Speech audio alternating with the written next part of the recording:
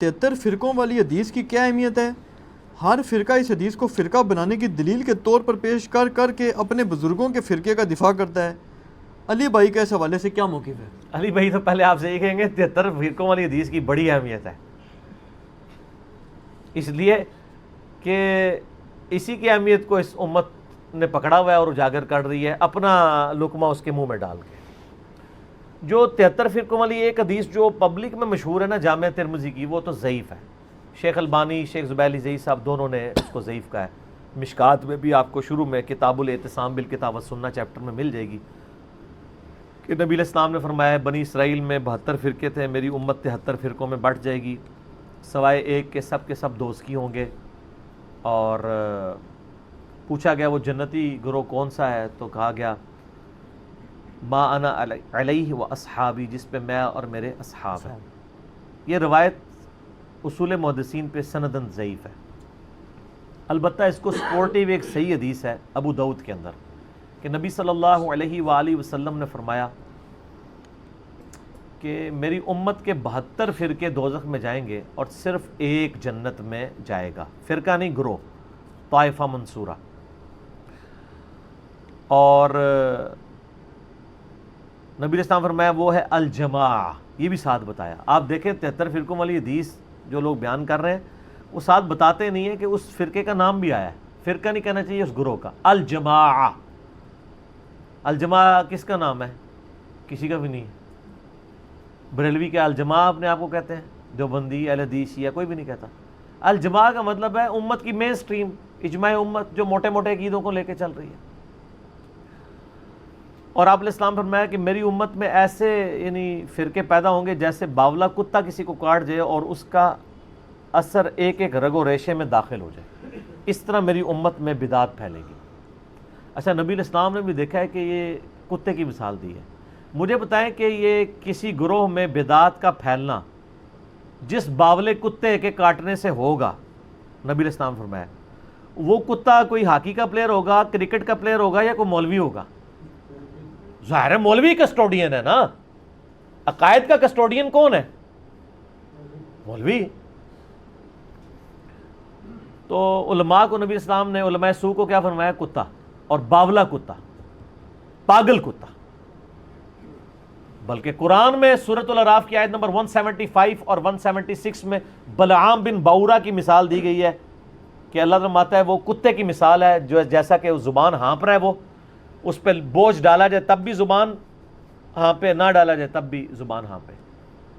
المستدرک الحاکم میں صحیح سند کے ساتھ حدیث ہے کہ یہ جو جس کی مثال دی گئی ہے قرآن میں، کہا گیا کہ وہ صاحب علم تھا اور بعد میں وہ پستی میں جا گرا، اس سے مراد یہودی عالم بلعام بن باورا ہے، عبداللہ ابن مسعود کہتے ہیں رضی اللہ تعالیٰ عنہ۔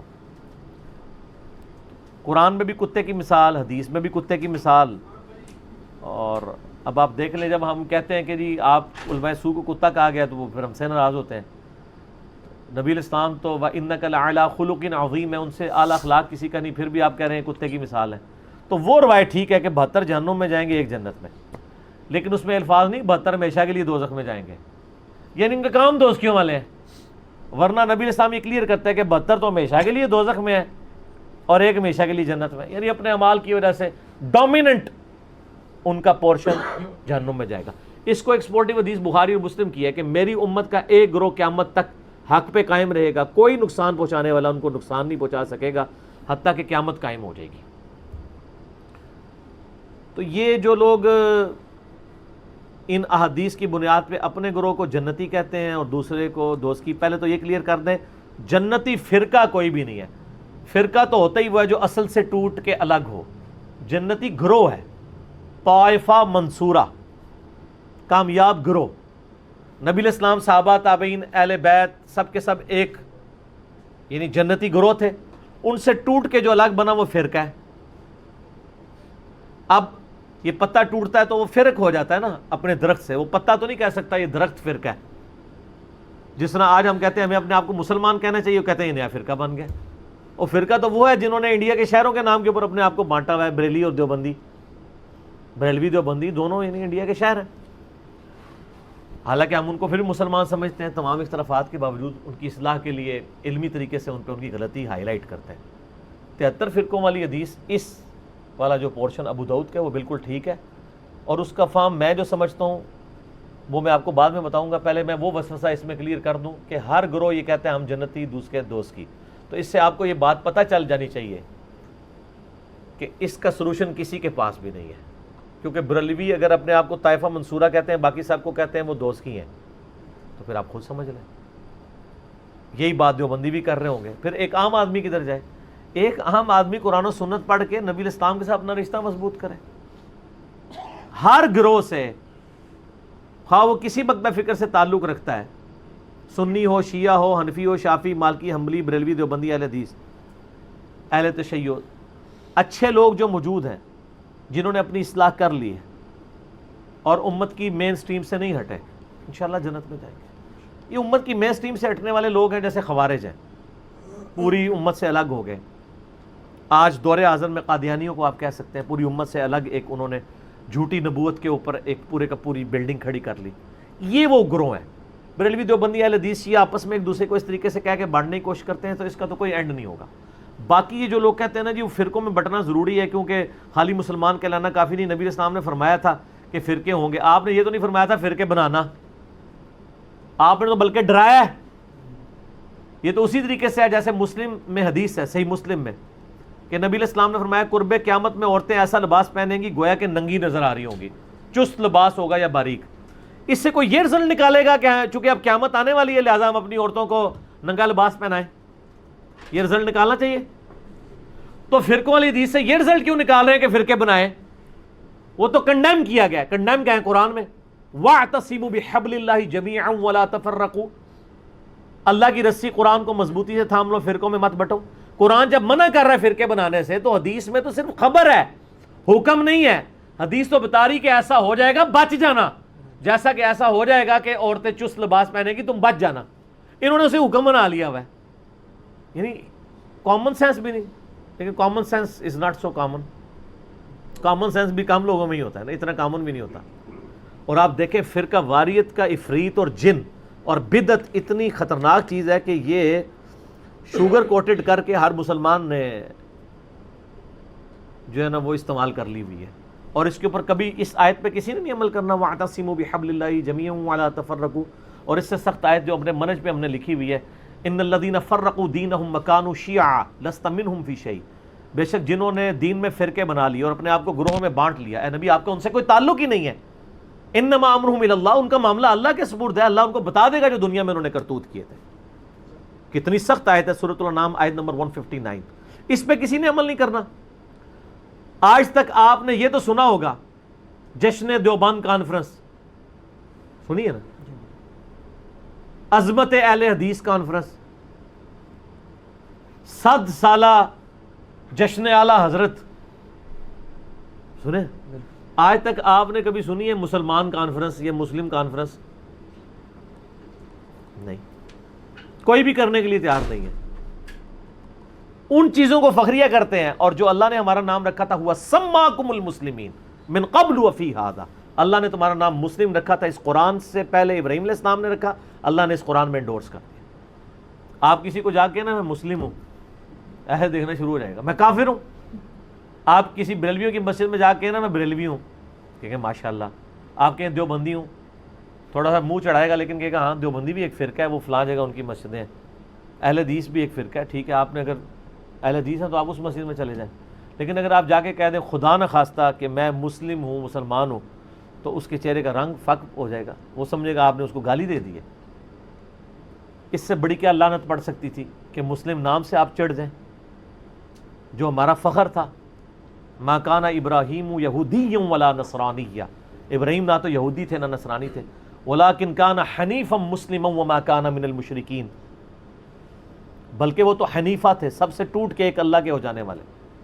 وہ مشرک نہیں تھے اور مسلم تھے، سر تسلیم خم کرنے والے. یہ آج ہمارے لیے مصیبت بن گئی ہے. ہم جب لوگوں کو بتاتے ہیں لوگ پریشان ہو جاتے ہیں، پھر ہم ان کو پھکی دیتے ہیں.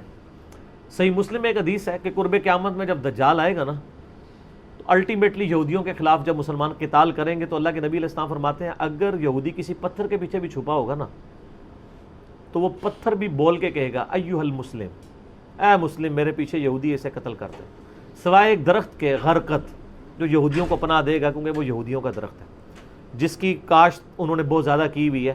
میرا یوٹیوب پہ غرقت کے اوپر ایک کلپ بھی ریکارڈڈ ہے.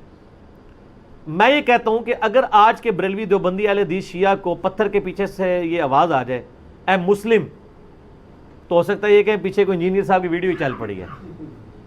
انہوں نے تو مڑ کے بھی نہیں دیکھنا جب تک انہیں یہ نہ کہا جائے کہ اے بریلوی، اے دیوبندی، اے اہل حدیث. تو چڑھتے ہیں مسلم نام سے، آج اگر چڑھ رہے ہیں تو اسی وقت بھی چڑھیں گے.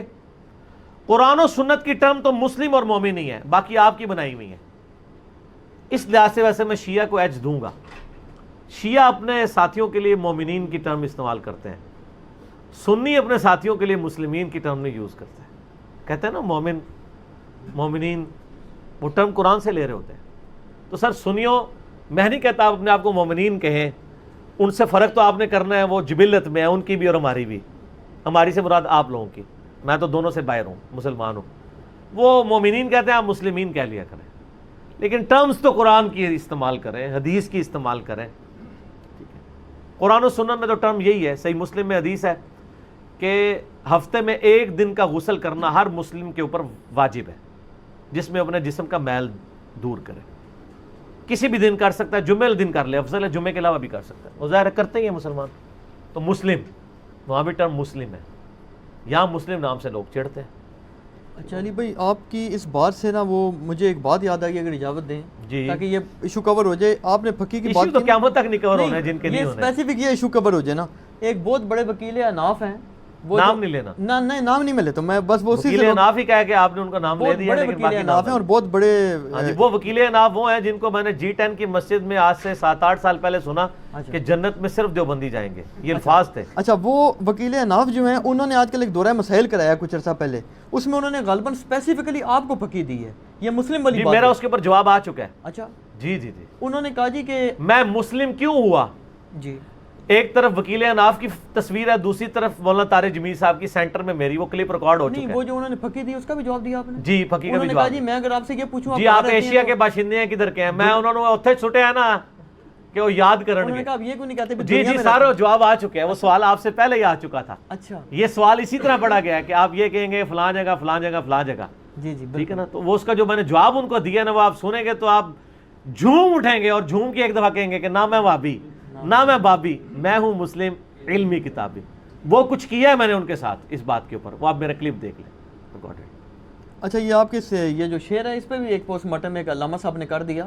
وہ کہنے لگے جی یہ تو جناب جو ہے نا یہ بابی نہ کہا کرو، بابا ہی کہا کرو. بابی تو وہ کہتے ہیں یہ ایران میں تھا کوئی غالباً گمراہ شخص تھا، محمد بن باب کے کیا. وہ نہیں، وہ سر وہ اللہ کے بندے، بات یہ ناموں سے کچھ نہیں ہوتا. عربی کا فتنہ اور پنجابی کا فتنہ اور الفاظ سے نہیں ہوتا. ٹھیک ہے، نہیں وہ کہتے ہیں بابا سے بابی نہیں بنتا نا. نہیں بنتا ہے، اردو میں کیا بنتا ہے؟ بابا ہی بنے گا. نہیں، بابوں کے ماننے والے کو کیا کہیں گے؟ پاکستان کے ماننے والے کو پاکستان کہیں گے یا پاکستانی کہیں گے؟ افغان صوبے سے تعلق رکھنے والے کو افغانی کہیں گے ان کے ملک سے، یا افغان کہیں گے؟ افغانی کہا جاتا ہے نا. تو یہ نی وہ ہے، نون یاز ہے، نی ان کو کہ اردو بھی تھوڑی سیکھ لیں. یہ بابی ہم عربی میں نہیں کہہ رہے، اردو میں کہہ رہے. اردو میں کیا، ٹھیک ہے. تو بابی بنے گا.